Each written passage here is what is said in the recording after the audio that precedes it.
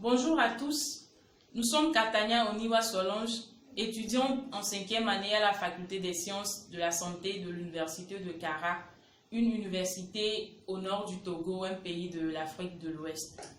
Dans cette vidéo, nous allons vous présenter une simulation d'examen clinique d'un patient présentant des céphalées de tension. Dans un premier temps, nous allons interroger notre patient et ensuite nous allons l'examiner. Bonjour madame. Bonjour docteur. Soyez la bienvenue. Merci docteur. Comment vous allez? Je vais bien docteur. Vous allez bien? Ça peut aller. Vous vous appelez comment? Votre nom? Je m'appelle Solange.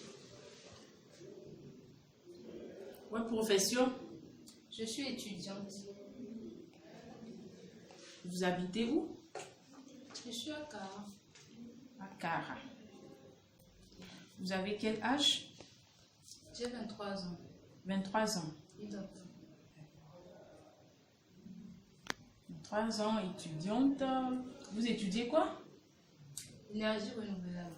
Wow. Énergie renouvelable. Oui. Vous êtes à quel niveau déjà? C'est où? Non, on fait ça. Au Burkina.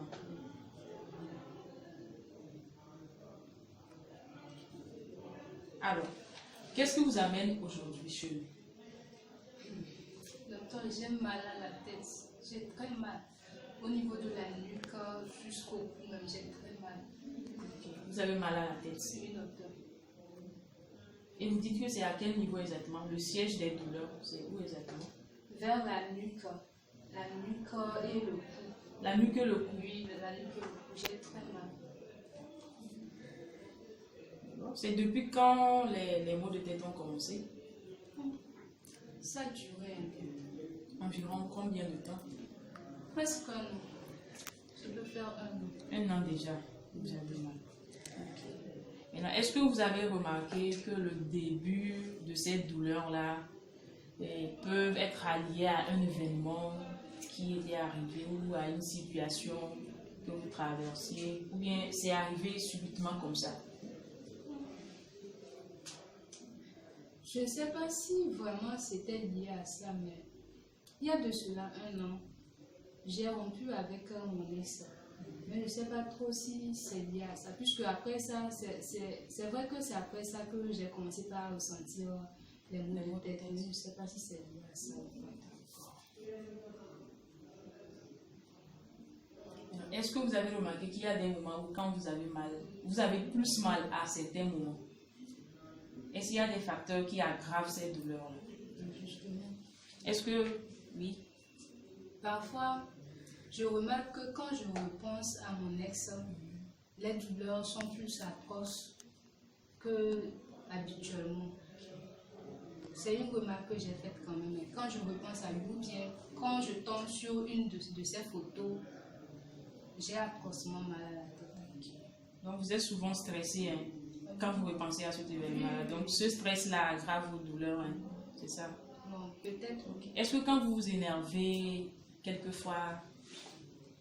Il arrive. Souvent quand j'ai mal à la tête, c'est constamment, mais quand l'intensité est plus grande, je me mets en colère rapidement.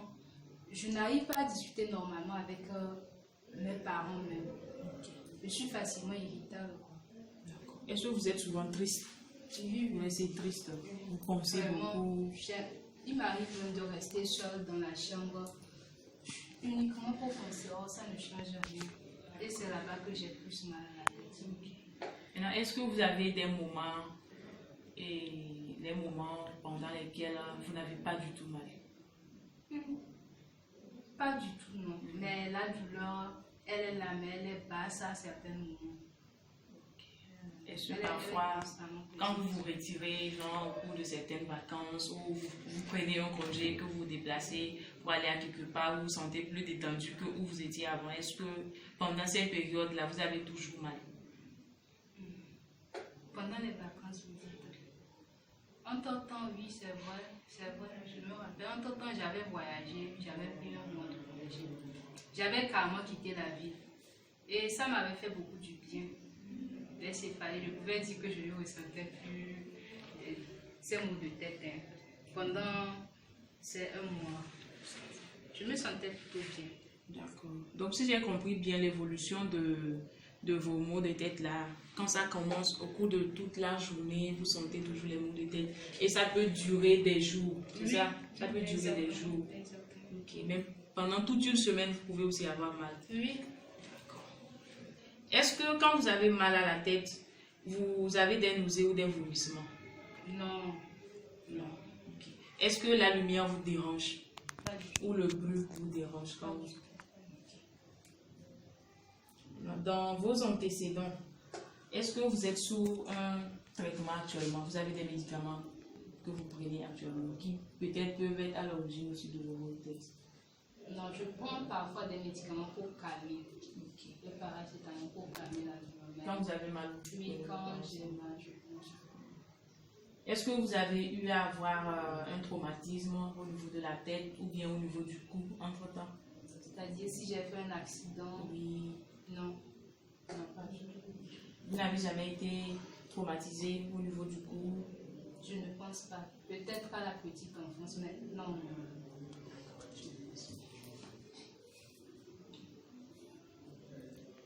Alors, bon, après cet interrogatoire, cet échange que nous avons eu, je vais vous examiner, qu'on puisse voir ce que vous présentez exactement. Donc, je vais vous prendre la température, la tension, oui, je vais vous examiner et peut-être demander quelques analyses ou une ou deux. D'accord. Je mets des... Non, non, vous vous asseyez là-bas.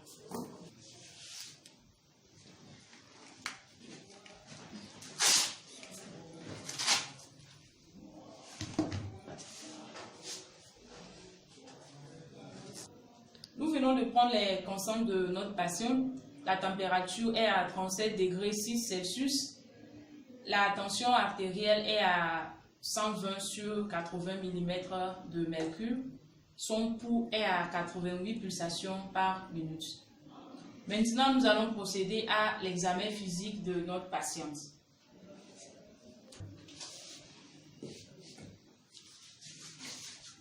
Voilà. Nous allons commencer l'examen physique de notre patiente. Nous allons passer à la palpation des artères temporales pour apprécier leur battement.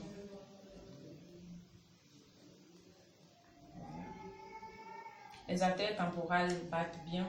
Nous allons maintenant procéder à l'examen au niveau du rachis, au niveau du cou. Nous allons palper les muscles au niveau du cou ici. Est-ce que vous avez mal? Non. Oui. Vous avez mal ici? Ok. Voilà. Il y a une douleur à la palpation des muscles du cou, pouvant être en rapport avec une contracture de ces muscles-là.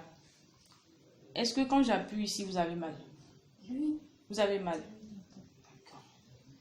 Maintenant, nous allons passer à la mobilisation au niveau du cou. Nous allons faire une flexion comme ceci. Voilà. Il n'y a pas de raideur de la nuque. Nous sommes à la fin de notre examen physique qui était sans particularité. Au cours de cet entretien que nous avons eu avec notre patiente qui est venue pour des céphalées associées à des douleurs au niveau du cou, nous avons pu recueillir les différentes caractéristiques que présentent ces céphalées et nous avons pu noter que ces céphalées ne sont pas associées à des notions de vomissement, ni de nausée, ni de photophobie, ni de phonophobie. Également, il n'y a pas de notion de traumatisme crânio-cervical. Et lors de l'examen physique, au cours de notre entretien avec notre patiente qui est venue pour des céphalées associées à des douleurs du cou, nous avons pu noter les différentes caractéristiques de ces céphalées. Également, nous avons noté que ces céphalées ne sont pas associées à des notions de vomissement ni de nausée. Il n'y avait pas également de notion de photophobie ni de phonophobie. mais nous notons l'association à ces céphalées d'une composante anxio-dépressive chez notre patiente. Et dans ses antécédents, il n'y a pas de notion de traumatisme au niveau du cou, ni également au niveau céphalique. Et lors de l'examen de notre patiente, les constantes étaient normales, la température, la tension, les constantes sont normales. Et à l'examen physique était normal, hormis la douleur au niveau de la palpation des muscles du cou. Vu les caractéristiques des céphalées que présente notre patiente, associées à une notion d'anxiété, de stress et de dépression liée à la rupture qu'elle avait eue avec son fiancé, et vu également la normalité de l'examen physique, à part la douleur au niveau de la palpation des muscles du cou, nous pensons que notre patiente souffre de céphalées de tension. Alors, madame, ce dont vous souffrez, nous appelons ça chez nous céphalée de tension. Et ce n'est pas une affection qui est grave. Donc, vous n'avez pas à avoir trop peur. Ce n'est pas une maladie grave. Dans le but d'éliminer une association d'œdème papillaire aux céphalées que présente notre patiente, nous avons réalisé un fond d'œil qui est normal. Par rapport à la prise en charge de ces céphalées de tension, et nous avons des moyens non médicamenteux et des moyens médicamenteux. Concernant les moyens non médicamenteux, et c'est essentiellement une psychothérapie de soutien. Également, nous allons conseiller à notre patiente des méthodes de relaxation et de massage au niveau du cou qui pourront la soulager au cours des épisodes, des crises de ces céphalées. Également, nous allons lui procurer des conseils sur son hygiène de vie. Notamment, elle devrait aménager des périodes de détente afin de pouvoir lui permettre de retrouver une bonne humeur, afin de remédier à cette composante anxio-dépressive et stressante. Concernant la prise en charge médicamenteuse, nous allons faire usage d'antalgiques et si possible d'anti-inflammatoires non stéroïdiens. Et par rapport à cette composante d'anxiété, de dépression, de stress également, nous allons faire usage d'antidépresseurs. Et concernant ce traitement médicamenteux, nous allons surtout mettre en garde notre patiente sur l'automédication, car l'abus d'antalgiques pourrait entraîner des dépendances par rapport à ces médicaments. Et donc, nous lui conseillons qu'au moment où elle n'a plus d'antalgiques à sa disposition et que les crises surviennent, qu'elle revienne nous voir. Ainsi, nous sommes à la fin de cette présentation dans laquelle nous avons reçu une patiente pour des céphalées associées à des douleurs du cou et l'examen physique corrélé à ces signes fonctionnels qu'elle a présentés nous ont permis de faire le diagnostic de céphalée psychogène, de céphalée de tension.